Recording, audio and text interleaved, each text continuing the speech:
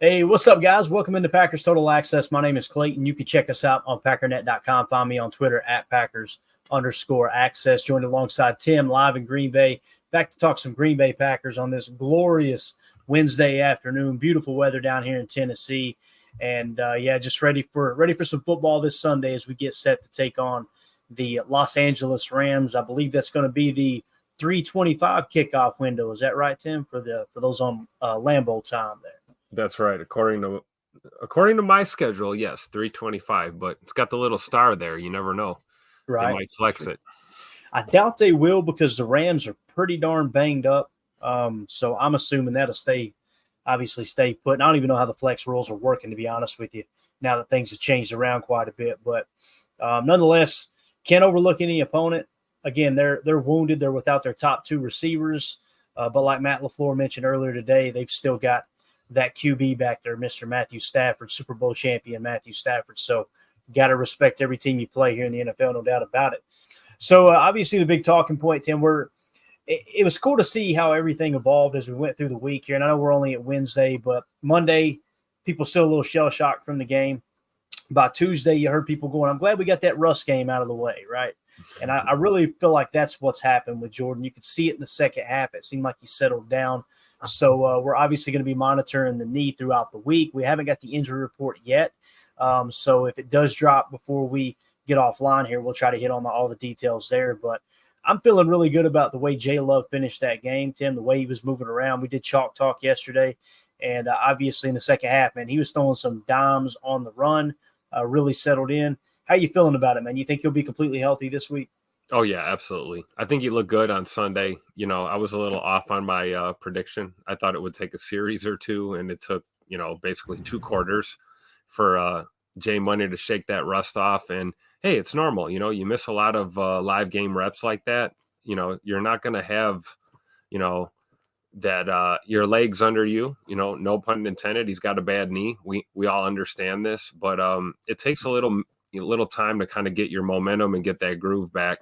And we saw that early in the third quarter. We saw the throws were, crispier. They were not underthrown like they were in the first half. And his reads were better, diagnosing that defense. Minnesota liked to do a lot of sugar. And we saw Jordan picking up, blitzes and things like that, changing the protection. So, it just took him a half of football to kind of, get back to game speed. And I fully expect that going into LA here, that he'll be 100% moving forward. Yeah, I agree. And you kind of seen the same thing happen there with the defense as well, to take a little bit of time to get settled in. And obviously they started bringing a little more blitz. It kind of felt like early on they were planning on just using a 4-man rush. And when they realized, man, these tackles for Minnesota are the real deal, we're going to have to try to generate some pressure somehow, some way. I mean, really what it comes down to, it's become glaringly obvious how offenses are approaching playing the Green Bay Packers in their 4-man rush. They're going to chip Rashawn Gary. If it makes sense, they're going to chip Preston as well. They're begging the interior defensive line to beat them. And right now it just hasn't happened. So hopefully the Packers can get that squared away and put together this weekend. I'll say this, man. There's some bulletin board material out there, Tim, and it didn't come from the Rams, but everyone is talking about how this pass rush sucks. So you can bet your rear end those guys are going to be ready to go on Sunday. I wouldn't be surprised to see them. And it sounds like they've got a fairly weak offensive line, pretty banged up offensive line too. We've seen what we did against Tennessee, generating all that pressure. Yeah, absolutely. And I wonder if that's going to affect Matt LaFleur's game plan here, going into LA. If the pass rush is a little weaker, I wonder if we're going to dial up some more, plays that involve Jordan kind of working the pocket, extending the play, those kind of things. So, we'll see what happens. It's going to be a interesting matchup. It's a must-win game for both of these teams. So we'll see what happens on Sunday. Definitely. Matt Schneidman tweeted out players in rehab area during team stretch was Jair Alexander, Christian Watson, Elton Jenkins, Devonte Wyatt, Luke Musgrave. And it said Kenny Clark warmed up with the team but isn't outside during media reviewing. Jordan Morgan returned to practice. Carrington Valentine is also practicing. So that's great news, obviously. Again, in the heat of the battle, you go down 28-0 against a division opponent and division rival, and probably one of, if not the most hated rivals of the Packers and the Vikings. And it's easy to forget, hey, hold up a second, guys. We're missing our top 2 cornerbacks in this game, right? And we're going up against one of the best wide receiver tandems in the league.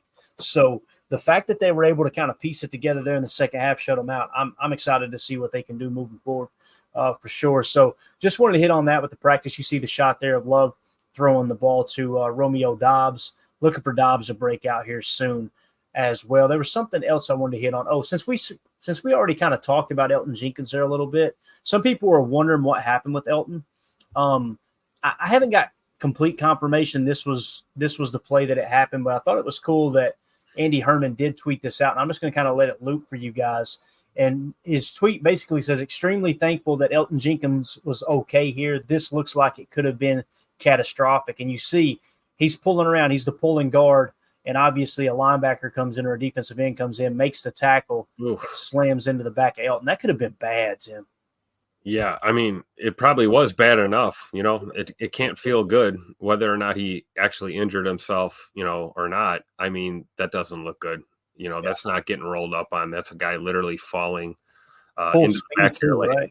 Yeah, and it's a big boy too. It's not a corner, or a receiver or somebody. That's a big old lineman falling on the back of your legs there. So hopefully Big E is okay. Looking at the injury report there that you had up, or not the injury report, but basically who was practicing today. It, limited or not, working with the rehab group or not, it's a good sign. It's better than did not participate. So, Big E's a tough dude and, kind of that core member of the left side of that line. And I think he'll be all right going forward. But yeah, that looked really bad at first glance for sure. It did. And, when you hear about him pop up on the injury report, I think Matt to me, it sounded like Matt was pretty confident that Elton's okay. It sounded like everybody in the media that were tweeting out things sounds like Elton's going to be just fine. It's just, it was cool to see Andy Herman kind of run that play down there because that might have been what caused it, right? So, oh, yeah, for sure.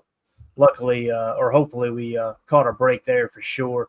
A couple other things here. Jordan Love update. Tom Silverstein tweeted out, LaFleur said he can see improvement in the way that quarterback Jordan Love is throwing the ball. He said he could see it as the game wore on last Sunday, and that the more he plays, the more he'll get back to being who he was pre-injury. Matt Schneidman said LaFleur on Jordan Love after today's practice, quote, he did a really nice job. It looks like he's just getting back in the groove. So when you throw for almost 400 yards and 4 touchdown passes, he did throw 4 touchdown passes, right? Yeah. Here's the guy. And you're just now getting back into the groove. Again, many of those interceptions there was multiple factors to it. Now, the accuracy was an issue all day long. Obviously, we've seen the ball. It seemed like he couldn't drive the ball as much in the first half. There was a lot of low throws. Now, some people could say, hey, it hit the receivers in the hands. They should catch it. I agree. But at the same time, you need to take into consideration the accuracy was off too. But there was just some bad decisions by Love. There was some inaccuracy. There was also some routes that were run inaccurately, which we talked about that. LaFleur pointed out, and I don't want to, just start name dropping everyone who made a mistake. Would be here all day. And that's really not the purpose of bringing it up. It's just there's a lot left out there on the field. And the fact that you almost won that game and scored that many points in one half of football is wild. So I think we're going to be just fine. Ryan Wood tweeted out, Jordan Love says he's back to taking all the first-team reps in practice this week. No lingering issues from sprained MCL in his left knee after returning last week versus the Vikings. So, Tim, sounds like he's right back on the cusp here of being 100%, taking the first-team reps. Obviously, he didn't do that last week. And really that goes along with the whole rust talk, right? You can't take those first-team reps. You're gonna be even rustier. Yeah, and we talk about, Jordan having a little bit of rust. How about the offense being a little rusty with him at the helm, right? We've had Malik Willis for 2 weeks. We've had Malik Willis, taking first-team reps for, 2.5 weeks at practice. You get Jay Money coming back, getting ready for last week's game. And, it's not a huge surprise that they were a little out of sync. And that may, explain some of these, quote-unquote bad reads that Jordan had. Or maybe guys breaking off a route early or, running a route too deep or too shallow, those kind of things. Hey, it's been a few weeks. They're a little out of sync, and we saw it in the second half. We saw things start to click and a little bit of rhythm start to present itself. And, I feel great going into this week's matchup against the Rams, even though it is a road trip. And, you can't count LA out. That's a Sean McVay team. And, you got to account for those guys, regardless of what their record is or how they're playing right now, any given Sunday mentality. But I feel great about this Packers offense, looking at how we closed out this game against the Vikings, because for all intents and purposes, we should have got boat raced after that first half performance. And these guys never said die. They had no quit in them. And, they finally hit their momentum. Unfortunately, we needed an onside kick to kind of stay in the game there. But I feel like they're, back within rhythm, so to speak. You saw Tay Wicks start to free up. You saw Jaden Reed playing well. You saw Rome playing well. I think the receivers just, it's going to take some more reps to kind of get back in the flow with Jay Money at the helm. But I'm not super concerned right now. If we would have got all out boat raced on Sunday, we'd have a little bit more to discuss right here. But I thought this team showed a lot of fight. And I think they, got back in rhythm there. It was just a little too late. Yeah. And I remember halftime, set the chart down. I'm going to go downstairs to get a slice of pizza. And I remember going down the stairs to the kitchen and thinking, about to learn something about this team. Let's see if they got some fight in them. And boy, they did. And the way they ended the first half too.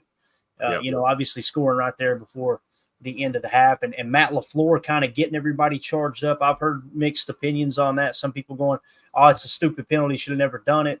You heard Matt respond and say, yeah, I preach. You gotta be responsible. And what was the word he said?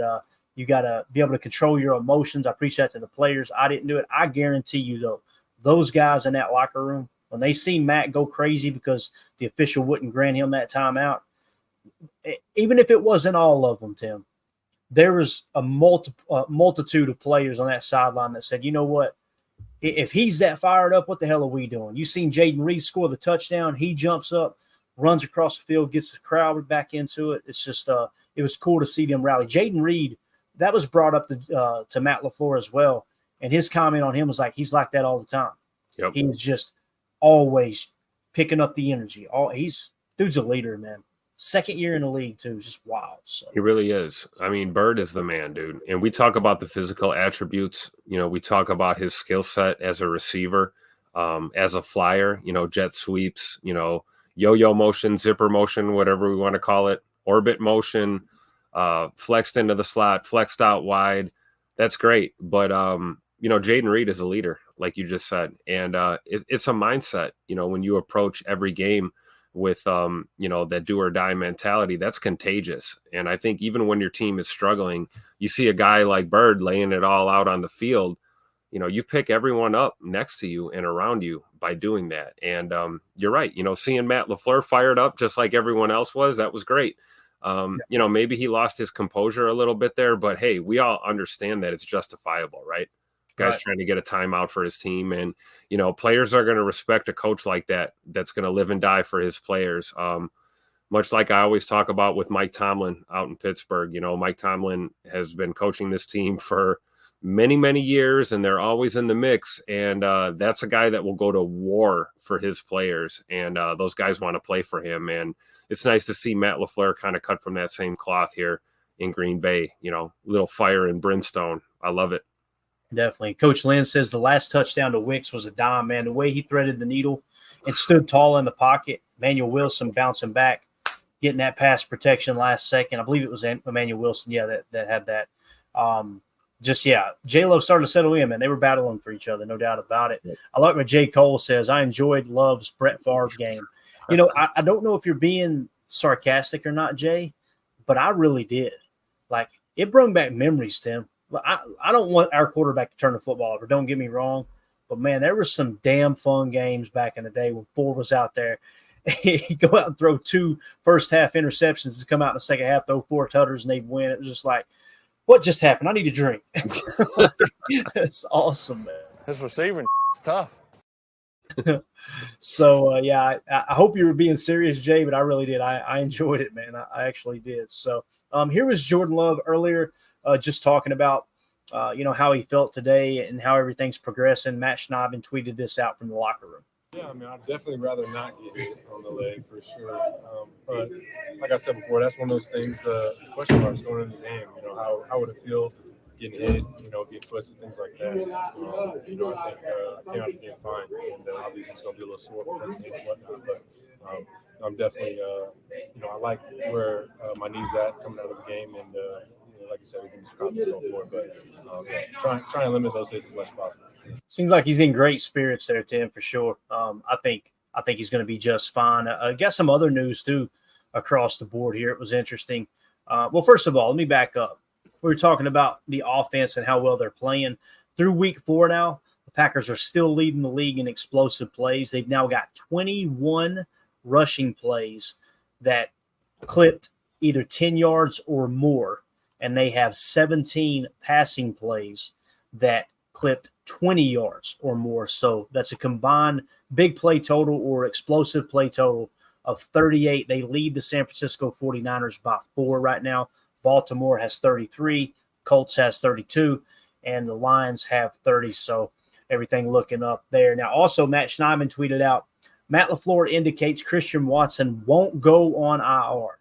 Quote, I think we got lucky. We dodged a real bullet there. Still waiting for more info to see if Devonte Wyatt will be as fortunate. And then obviously a little bit later, Tom Silverstein tweeted out, LaFleur said they would know more about defensive tackle Devonte Wyatt's ankle injury in the next couple of days, but he's hoping that he isn't an IR situation either. So we may have dodged a bullet with both of those guys, but the fact that we dodged that one with Christian Watson for sure is great news. Jordan Love was actually asked about it. I want to get your take on it here. Let's play this video right quick. This was from Ryan Wood in the locker room earlier today. And he tweeted out, Jordan Love shares his perspective on Christian Watson's injury Sunday, his disappointment for putting his receiver in a bad position, and relief learning he won't be out long term. Quote, I'm glad it was just an ankle and nothing too serious, so he'll be back. I love that he's showing accountability, taking responsibility for the throw. But here's what Jay Love had to say about that hospital ball we've talked about so much to Christian Watson. Yeah, it was tough. It was, so I saw it when it happened. It didn't look good. And, I was definitely upset that, I put him in that position to get hit. So it's tough. But, he'll bounce back. He'll be back for sure. But, yeah, I went right over after. And, I think we were all praying that it wasn't something, very serious. And glad it's just ankle, nothing too serious, so he'll be back. But it sucks, but it's that mindset, next man up. We got a deep receiver room, and a lot of those guys have had tons of reps and game experience, so confident they'll be ready. Love the accountability. Yeah, I was just gonna say that, Clay. Because it's not Jordan that put him in that position, right? He's running a route, he's got an assignment. Minnesota's secondary put him in that position basically. And, you can't fault Jordan for trying to make a play there in a game where we're getting our asses kicked, like he's trying to thread the needle, and a lot of credit to Scoot for hanging in there and trying to make a play on that ball. Like we said before, a lot of guys maybe would have quit on that route, seeing that coverage over the top. But he didn't. And, it's nice to see QB1 kind of taking a little bit of the responsibility there, kind of, he didn't have to throw that ball. We talked about a check down to Jacobs on that play. We talked about, maybe throwing it away or maybe wiggling out of there, things like that. But hey, you want a quarterback that's going to try and make plays, and you want receivers that are going to lay it all out there and try and make plays for your team. And, like you said, Clayton, we dodged a lot of bullets here. Luckily it wasn't the shoulder with Devonte Wyatt. It's just an ankle. He kind of tweaked an ankle there on that play. Luckily, Scoot is not going to IR. It's a high ankle sprain. We'll see how he is week to week. And luckily, Jordan Love did not have any setbacks in this game. Like he said, hey, it was nice to kind of get hit, kind of move around, see what, how this knee is really looking. And, I don't think he had a setback. So that's a huge win on all three of those fronts when it comes to the injuries. And, like Jay Money said, man, it's next man up regardless. We have depth on this roster for a reason. Goody has put together this squad, and I trust this team, and next man up is the mentality. And I believe any given Sunday, somebody can step up and make plays for this team, as we've seen really in the last couple of weeks, both sides of the ball. So, there's no reason to panic right now, Packer fans. It's a tough loss to a divisional opponent, but the season is still well within reach. And, I still believe we're a playoff team. And as long as you get in, you got a chance to win. That's all that matters. Yeah, definitely. Coach Lynn in the chat said, I can see Watson playing this weekend. Coach, I have to respectfully disagree. I personally don't think he will. I don't think there's a chance, but man, you're giving me some hope. I hope I'm wrong there, because that would be awesome if he, and again, I'm sure you agree, playing unlimited too, right? Like right. Going out healthy, that would be absolutely wild if we could pull that off. Because man, it looked like a crime scene out there on that throw and catch. Yep. It really did. And you feel good about the depth. Like I just said, we got Bo Melton coming up. We've got Malik Heath. Malik Heath is a guy that's able to do a lot of the things that Scoot was doing, in the run game, blocking and things like that, willing to do the dirty work. And Malik Heath is a dog when it comes to being a possession receiver. He's another guy you can look to on, 3rd and 5, 3rd and 8 kind of scenario, and send him on a route, and he's going to come up with that football. And obviously we know Bo Melton, that guy's got some wheels and he's got good hands. He's been a work in progress these last couple of years, but he's really stepped up. So, if we need to give Scoot a rest, going out to LA, I think we should. But, I'm with Coach Len, man. I got a feeling that Scoot's a dog, and he's going to want to go. They're going to have to handcuff that guy to the locker to get him not to play on Sunday. So we'll see what happens. It'd be awesome if he was out there, man, no doubt. Yep. Donovan Schilling in the chat says, just got here. Why we doing an early episode? And he went on to say, we get Adams back, ? Exclamation point. Here's the guy. First of all, the early show, I got plans tonight. So rather than just skip the show altogether, I tried to rush home, and we did a little bit earlier show to give y'all some content and just give you some injury updates, things like that. So I apologize for the inconvenience. We'll be back normal time tomorrow. Everything should shake back out. Been kind of a wacky week and a half, with the weather and everything, and just getting everything settled in. And so, yeah. But as far as we getting Adams back, I was waiting for people to bring it up, Tim. Devonte Adams sounds like he's on the trade block. I don't see any chance that Devonte Adams could end up back in Green Bay. I mean, you got a receiver room that's pretty well loaded, and with young talent, cheap talent, right? That's the big thing. If you go out and get Devonte Adams, let's say you did. Let's say you had to trade one of your wide receivers and say a second-round pick for him. How many years are you going to have him? A year, 2 years? And you're going to be eating up a ton of salary cap. Also, it's going to take reps away from some of these younger guys. That's kind of the blueprint of how we're going to be able to compete over the next 2 to 5 years. Is as it sits right now, we're saving so much money with the wide receiver room. And some people are going, well, that's going to change 2 years from now. It will, but keep in mind, when you're getting this kind of production from the receivers that are really, really cheap now, that cap space you're saving is rolling over. Yep. If you go get Devonte Adams, you're eating up that cap right now. Now, listen, Tay's still Tay. There's no two ways about it. But I thought this was cool, too, and I want to get your take, Tim. I think I know what your take's going to be, but check this out. Andrew Brandt, who used to work for the Packers, right, he tweeted this out. I thought this was really interesting. He said, Devonte Adams or any trade, know that when teams are linked, that doesn't mean genuine interest. I remember agents asking me, quote, so this is the player agent asking a team executive, all right, can I tell the media the Packers are interested in my player? I'm like, Andrew Brandt says, I'm like, quote, if that drives up the price for another team has to pay, knock yourself out. So that's why you hear all these rumors. And, boy, let me tell you, Tim, Green Bay is always in the mix for a player, aren't they? It seems like, yeah, the Packers were in talks for that player. And fans get so upset, but that's what's going on in the league. Whether you're really interested in signing them or not, showing interest gets these other teams antsy, and if they really want them, they're going to drive up the price. So, what do you think about that, though? First of all, do you think Tay's coming back to Green Bay? No. And second, what do you think of that comment there? No, I do not think Tay's coming back to Green Bay for all the reasons we just listed. And I love Andrew Brandt. That's great. That's classic. It's a little bit of gamesmanship that you see between the front offices and the agents. that are representing these players. Let's be real. Taywan's out of Vegas. It's kind of been a little bit of a dumpster fire these last few weeks. Even going back to last season, we saw the receiver documentary on Netflix, right? He wanted to get the hell out of there before he gets killed. He was not happy. Yeah, and he's definitely not happy now. But I got to be honest, man. I think if he's going to go anywhere, obviously, probably the Jets would fork over some money and some picks to get him there with Aaron. Otherwise, I think maybe Washington Commanders or what about Kansas City, man? I was thinking that with Rashee Rice going down.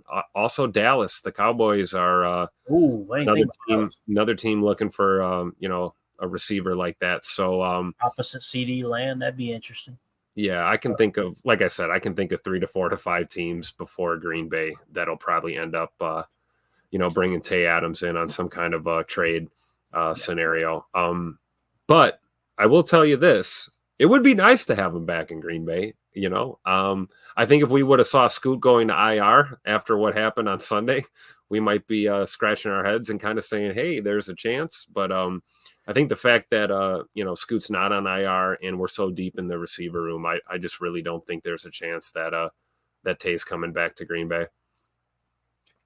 Yeah, so everybody sit up straight. We got Mrs. Green in the house here. She says the next time Adams will be in Green Bay is when he's added to the Packers Hall of Fame. Heard it from a fan right here. That's right, Mrs. G. Thank you. That's so true. And I look forward to being there too when he's inducted. Yeah, no doubt, man. And J. Cole did correct or did specify, I'm late, but no sarcasm, Clayton. I enjoyed the game. I really did too, man. Yeah. And I hear Packer fans complaining, and it's like, enjoy the ride, gang. Like, you wait all year for football season to get here, and then you spend football season just trying to find something to complain about. We need to fire this guy.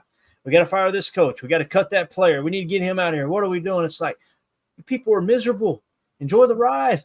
We could talk about it, but you sound like you need to take a laxative. I ain't gonna lie, man. You sound like you're a little clogged up. Like, chill out. Everything's okay. Let's see here. We already hit Donovan Schillings. R.E. Iron Miner says, I see parallels between last year's season beginning, penalties, Jordan scrapping back in the second half. Team is not firing yet. They will. I completely agree, Iron Miner.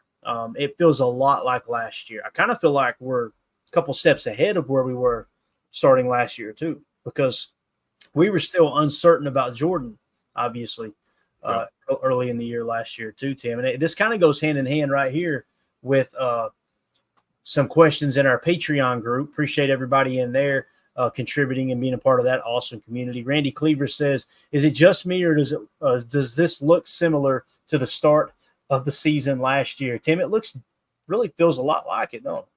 Yeah, it sure does. And especially with, the second half comebacks, we can look back at tape from last year and see a lot of those games that we thought we were out and came back and fought and lost by a score. It's very reminiscent of last year, which tells you that Matt LaFleur coach teams have never say die mentality. And even going down 28-0 in the first quarter, nobody quit. And, it makes you feel good with a young football team because usually, it's the opposite in that scenario. You've got to coach guys up and you got to fire guys up and try and keep their heads in the game. Our guys are not wired that way. And these guys are playing for each other, win or lose, ups or downs, being up by 28 or down by 28. It doesn't matter. They're going to rally together and try and get that dub. And you got to respect that. So, it does. Early, like you said, the season's 4 quarters. Finishing up this first quarter of this season does feel a lot like the first quarter of last season, for sure. Yeah, definitely. Fractal of God in the Patreon chat said, looks very similar, Randy. Let's hope it finishes even better than last season. Amen to that. Anthony in the chat says, they will be fine. I think they have a good opportunity to win the next 4. Got to clean up the penalties. Penalties are a big thing. I feel like it got a little better this past week. I could be wrong. I don't even know what the penalty total was the week before, but you got 4 penalties on one drive, and I think you finished with 6 penalties total. So it's like you could remove just the mistakes on that one drive. You come away with only 2 penalties. I feel like it's getting better. I do. Nick McSwain, I keep hearing people talk about orbit motion way more than just regular pre-snap motion. Is there something special about the specific motion that makes it different from others? What exactly does it accomplish? Great question, Nick. So what orbit motion accomplishes, it's several different things. If you'll notice defenses, whether you're in man coverage or zone, if you're in man, you'll notice a defender will follow that motion over, right? So they'll kind of follow the motion across the formation if you're in man. And then if you orbit out, meaning with orbit motion, you're going to go around the quarterback, right?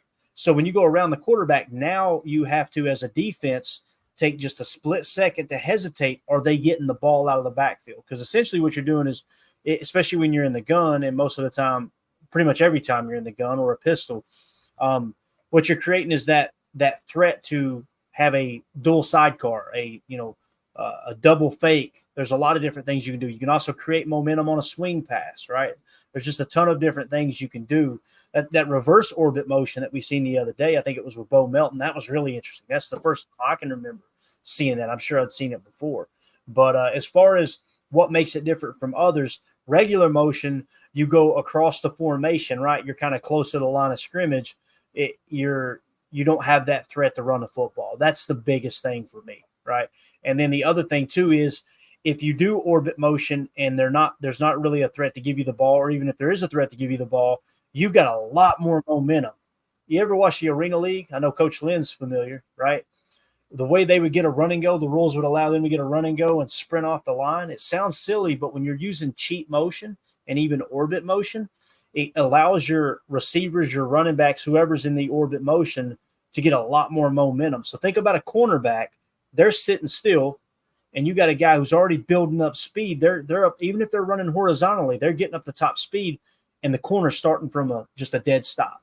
Yep. That makes sense to him. I feel like that's the biggest difference between orbit and other motions, though, is obviously orbit, for those of you who don't know, it's motion where a receiver will go behind the quarterback, behind the backfield, rather than in front of it. So the only thing I would add to that is the other caveat is, like you said, the defensive backs are looking at that and they're kind of flat-footed or they're shuffling their feet. They're trying to adjust, and they don't know, is this guy going to go hot or is he going to stay back and block? Is he going to catch a toss? Is he going to run up the A gap? Is he going to leak out and catch a swing pass? Is he going to run straight up the sideline on a go route? I mean, there's so many variables when you add that orbit, especially with a guy like Jaden Reed, who we've seen done this, numerous times. Bo Melton is another guy I love seeing in orbit motion. So that's something that definitely adds a little more flair to your offense. And a lot of times Matt LaFleur uses it strictly as deception. It may drag a safety or a corner off his assignment and make him account for that guy in the backfield, which frees up enough for someone to run a dig or, dagger concept that we've seen a lot of times, even a post route, things like that. So orbit motion is something in the last 2 years we've really seen peppered in a lot more in this Matt LaFleur offense. And I love every second of it, honestly, because I think we have the personnel to execute for sure. Definitely. Coach Lynn says orbit motion's layered, affects the backers and the safety. So think about it. If you're in man coverage, you got to follow that guy over, right? Yep. That's going to affect them there. But if you're in zone and you're running orbit motion as well, the backers and the safeties have still got to communicate because everything changes. Again, with the threat of running too, like your gap integrity may change, your gap responsibility, I should say. There's a lot of things that come into play. And like Coach said, man, it's going to affect the safeties as well. All motion does, obviously, but orbit it's really unique, man. I like the fact that Matt's got that wrinkle added into his offense for sure. Let's see here. Sandy Lane Packer, Fractal of God, said, is it fair to say we don't have a pass rusher in the team? I understand we've been having different looks in order to keep opposing quarterbacks in the pocket, but my question is, do we currently have a true pass rusher? Yes, we have several, actually. Rashawn Gary, again, yep. I'm so exhausted having the conversation. Rashawn Gary is not playing elite. There's no two ways about that. But the fact that people are ready to get rid of Rashawn Gary when, first of all, the dead cap will be through the freaking roof, and second of all, statistically, he's your best pass rusher. Again, we talked about the injury. He hasn't been the same since the injury. There's no two ways about that. It was funny listening to Mark Tauscher and Jason Wilde go back and forth on it earlier today. Mark really giving Wildy a rough time because Wildy's one of these people that's at the forefront that Gary needs to be doing more. Gary needs to be doing more. And I'm going, bro, watch the tape. Like when people say that, I want to ask them, have you watched it? Have you watched every one of his snaps? Are you seeing how and he said a tight end stonewalled him. A tight end hit him and stopped him dead in his tracks. And it's like, do you think that Gary couldn't run through that tight end if he wanted to? That's a chip. Yeah. We've seen him do it. We've seen it on tape. We've seen him get to the next level and then have to deal with the right tackle. I mean, it's just. And he's having to engage, shed, reset, engage again, shed. And if he goes full speed and goes, you know what, I'm going to peel this tight end's cap. If he falls down, guess what? Everybody's roasting Gary because he didn't set the edge. Like, I feel like I'm taking crazy pills here. And some people who do this for a living continue to complain. I'm like, you're not even watching the tape. You're just regurgitating what everyone else is saying. You go, we need sacks. We got to get more sacks. Gary's the problem. Gary's the problem. And you're not watching tape and you're not seeing him getting chipped, double teamed and chipped, and then still being the first to the quarterback. We saw that in Chalk Talk last night several times. Over and over and over. The goal line stand there. He makes the tackle on Aaron Jones. It's like there's a reason that PFF is like in that game, he kind of graded out a little bit better than most of the other pass rushers. It's like Coach Lynn says, Gary's doing his jobs. He's doing a much better job of containing and playing the run. Yes. And again, when a team goes off and they rush for 180, like Raheem Mostert, what's everybody saying? This run defense sucks. We're horrible, right? Well, it's probably because Clay Matthews and those guys were really turning it loose. They were being too aggressive. Like it's give and take. It's like Coach Lynn just said, Gary's doing his job. He's not breaking contain and playing the run better. What did we see last year? We saw over pursuit.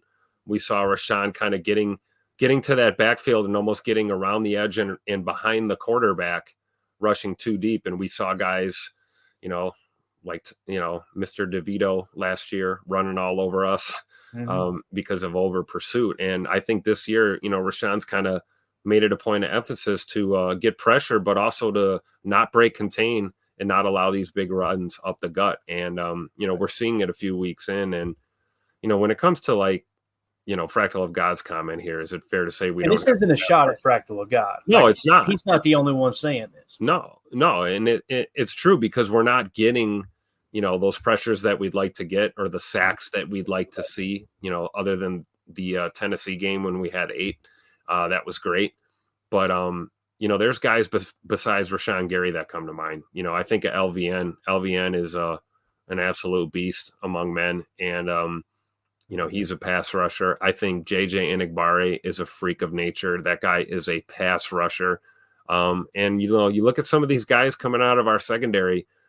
We saw on Sunday, Keyshawn Nixon is a pass rusher when we dial it up.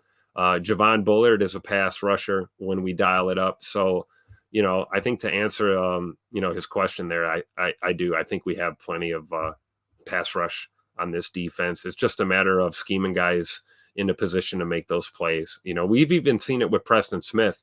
He's kind of the old dog on this defense, but, he's still getting penetration and getting back into the backfield. Great first moves, things like that. So, I wouldn't panic too much as far as the pass rush goes. I think it's more of, what Coach Half and Coach Campanelli and these guys are trying to do with our defense when it comes to, are we rushing 4? Are we sending a 5th, maybe a 6th here and there? At the end of the day, we want to get home with 4 and, play straight up and win these matchups. So I do. I think we have plenty of pass rush. It's just a matter of time before we get that right formula. Yeah, I'm going to come back to the Patreon chat here again. I want to finish hitting those up as we get ready to wrap up the show here. But Coach Lynn says all the other D-line are getting more sacks because of Gary. That's according to LVN himself on the side. Now, Coach, LVN doesn't know what he's talking about. Joe Schmo from Kokomo, though, let me tell you, he understands. Or, like I said, the beat writer that's never played football, he understands. Here's a guy. Like, it just drives me insane. And the thing that bothers me is, like, they're running them through the ringer, and then they go talk to them in an interview, and it's like they didn't say anything. Right. So, it's like it's so I don't know, it just makes me cringe. I don't know, maybe I'm weird like that. I don't know. But I want to point this out real quick.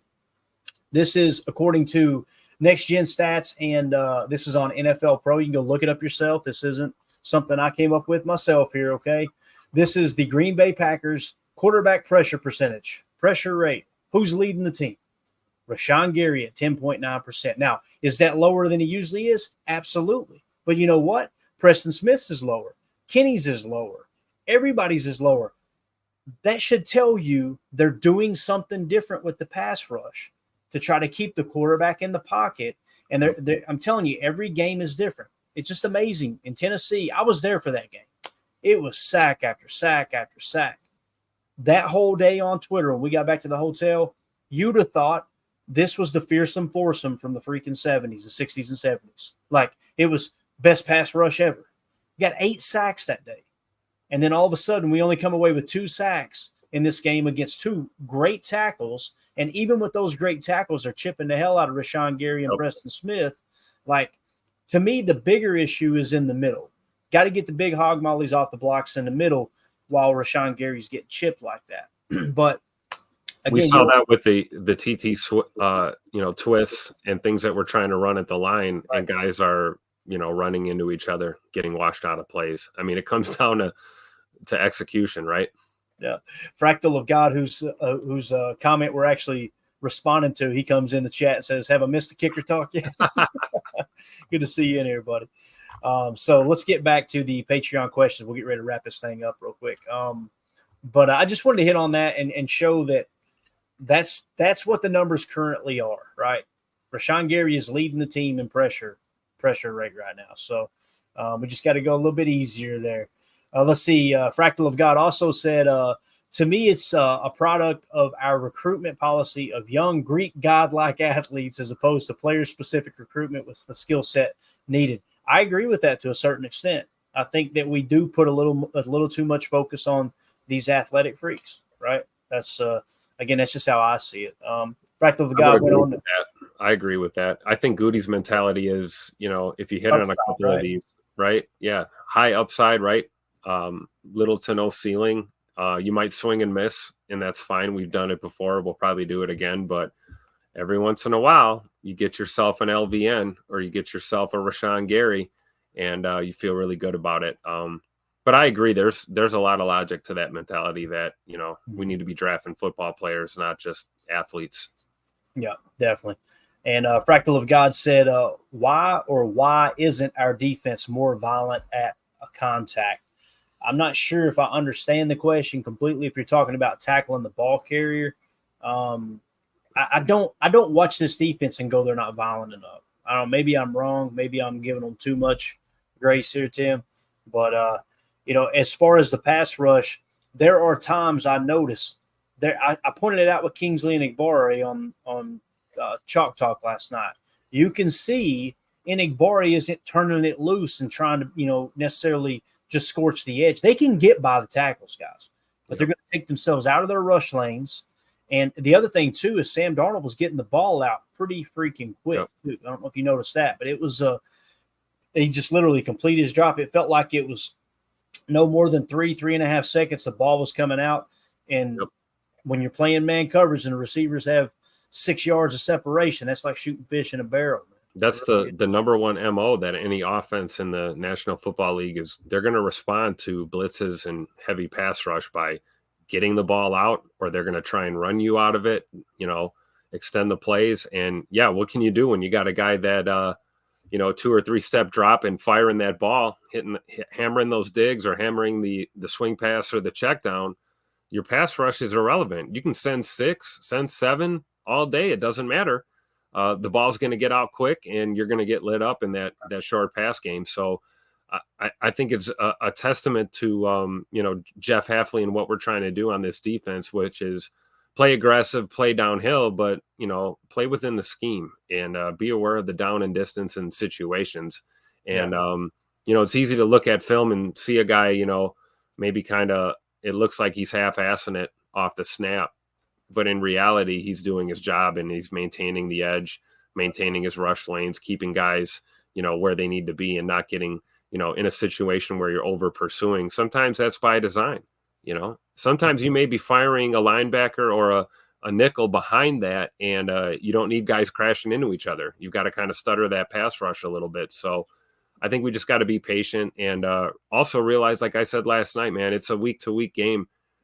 Every game plan is different. We're not going to, there's a huge reason why we got, 8 sacks against the Titans and we looked like we did against Minnesota, right? Those are not the same offensive lines. It's not the same scheme and game plan going into those matchups. And going out to LA to face the Rams, I'm sure we're going to have a different mindset and a different game plan going there.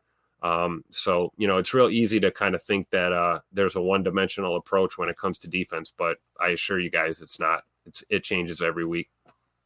Yeah, definitely. I was trying to find a tweet to answer this next question. I'm going to go way over if we ain't careful, but I can't find it. I had the all the third down snaps for Rashawn Gary. We watched it on the show to explain this next question after this one. But Nick McSwain says, kind of building on Fractal's comments here, I've heard they're not getting production because they're trying to keep the quarterback in the pocket.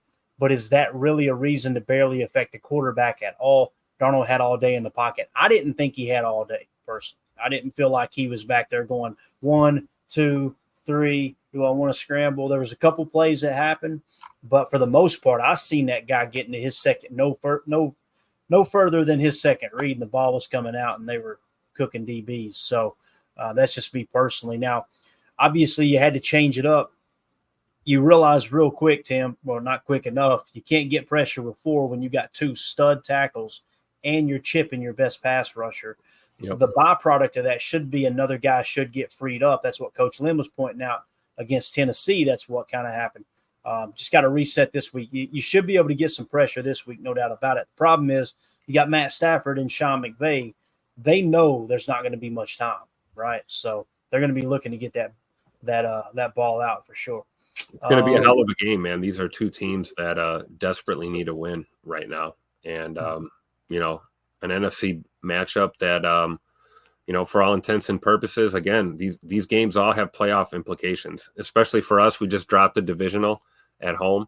We need to get right on the road, and the Rams need to get right at home, man. They've been playing not great football. They're banged up on both sides of the ball. So it's going to be a great matchup on Sunday for sure.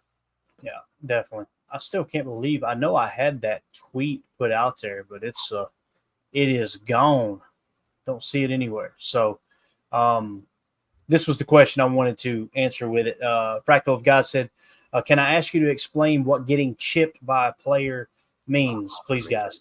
Yeah, so chipped is real simple, man. Rashawn Gary, let's use Rashawn Gary, for instance. You go watch, he's getting chipped. As of last week, he's being chipped 5th most in the league at 20%. He was tied for 5th, okay? And what it essentially means is you got this edge coming off, or this defensive end or outside linebacker coming off the edge, right?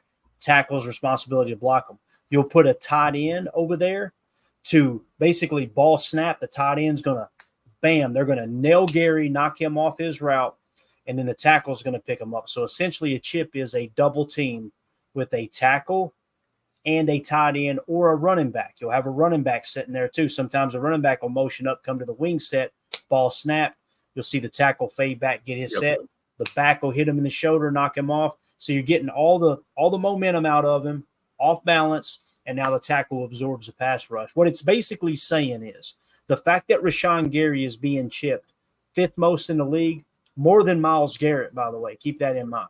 For the people that think Rashawn Gary is not a pass rusher, he's getting more attention from NFL offensive coordinators in chipping than Myles freaking Garrett. And what is the number one goal of an offense when they're chipping an edge rusher? They're trying to take away that first move. Right. It tells you a lot about how deadly Rashawn is off the ball, whether it's a swat and swim, whether it's a dip and rip, or whatever he's trying to do. By adding that running back or that tight end, chipping him, they're trying to take that away from him. And we've seen it on tape with Rashawn. He still fights through it and he still finds a way to get home. A lot of times the ball's already out, but there's a never say die mentality when it comes to Bane Gary, and whether it's a double team or a chip, he's going to find his way through it. And you just hope the rest of that line can do their job and meet at the quarterback. But I really think that's the ultimate goal, right? Of an offense is, you see a guy like that, you want to just take away that first option, that first move, because a lot of times, if you're one-on-one with Rashawn, that first move is what beats you, and he's rallying to the ball. And, that's what you're trying to take away with a chipping tight end or a running back.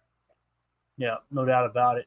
I could probably get this to pull up real quick just to show, but we got all the obviously we got all the questions in, but man, I can't believe I can't find that tweet. It is driving me crazy because it was a perfect example on that third down. I think what was it? There was 5 of the 10 snaps. I had it charted too. Yeah, here's the chart anyway. So it was 10 snaps for Rashawn Gary. Okay. One of those 10, he was in coverage. He actually dropped into coverage. All right. And these are just all third down snaps. He was chipped twice. Okay. So on the plays where he was just single blocked, there were 5 of the 10 plays that we showed of third down snaps where he was single blocked one-on-one. 4 of those 5 plays ended up being incomplete passes, 2 of which Rashawn Gary had a hand in the throwing lane of the quarterback. You could see him affecting Sam Darnold. So what does that tell you? That tells you that teams have to double Rashawn, or they have to account for that presence over there on the line. And at the very least, they got to chip him. We saw him throwing Aaron Jones out there on a lot of plays, left and right side of the line, trying to chip our edge guys. They used Jones to chip in Igbari, and they used them at least once or twice to try and chip Rashawn as well. Yeah, definitely. So again, shout out to everyone who provided like I said, questions in the Patreon group. Appreciate y'all being a part of it. If you want to join our Patreon group, scan the QR code in the upper right. That'll send you to patreon.com/Packer Fan Total Access. And obviously, if you're a member of one of those 3 tiers on Patreon, that'll also get you entered into the giveaways when we do a memorabilia giveaway. The next giveaway is going to be the autographed Mark Murphy picture that was donated by Trevor, that he autographed, obviously, his name and signed it 65%. Which 65%. 65%. That's what going to be probably my favorite piece of memorabilia that I've gotten in a long time, Tim. I love it. Love it. Just the wherewithal to know, hey, look, we got to make this happen. And Mark Murphy being the cool dude he is, signing that, I love it. It's classic. He's awesome. I'm going to miss that dude. I really am. Yep. Couple other things here real quick in the chat. Coach Lynn, watching all 22 and seeing the ball jump out of Love's hand is amazing. He is truly a gifted thrower of the football. Man, that crossbody in the Eagles game to Jaden Reed on the sideline was absolutely sick. It's almost like this guy played behind Aaron Rodgers for a couple of years. Maybe picked up a thing or two. Yeah, speaking of Aaron Rodgers, Donovan Schilling, great segue, Tim. Donovan Schilling says, do we still have dead cap from Rodgers? Random but curious. No, we don't. The way dead cap works is if a player is not on your roster, all of that cap that was allocated, whether it be in voidable years or however you restructure the contract, it accelerates to the current year once they're off your roster.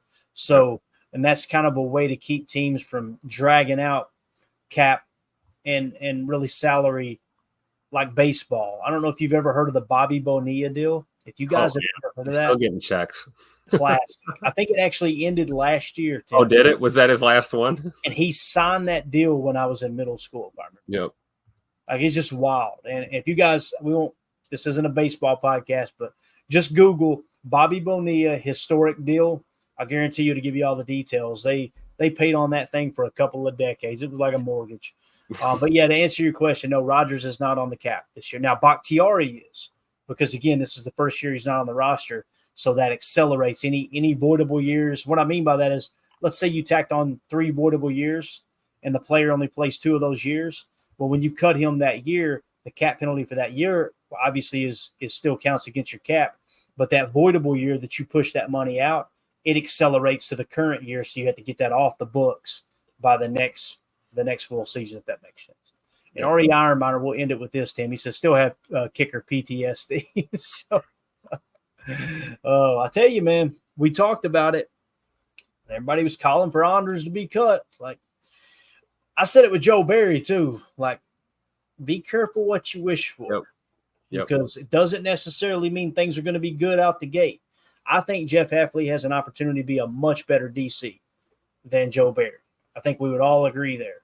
But right now, the reality is we've dropped in points allowed, we've dropped in passing yards per attempt, and we've gotten slightly better at rushing yards per attempt, if I remember correctly. That's the only thing we improved on. That and turnovers. Turnovers is huge. But as far as giving up points, man, yeah, we Donovan Schilling summed it up right here, Tim. Fire Joe Barry. # fire Joe Barry. I love saying it on Twitter too. When people randomly complain about Jeff Hafley, I just hit # fire Joe Barry. That's my I think it's a testament to a first-year coordinator, right? Coming in here and there's a couple of things like you mentioned that we're excelling at and things have improved. And then there's some things that have stayed the same or gotten a little bit worse. We're only a quarter of the way through this season.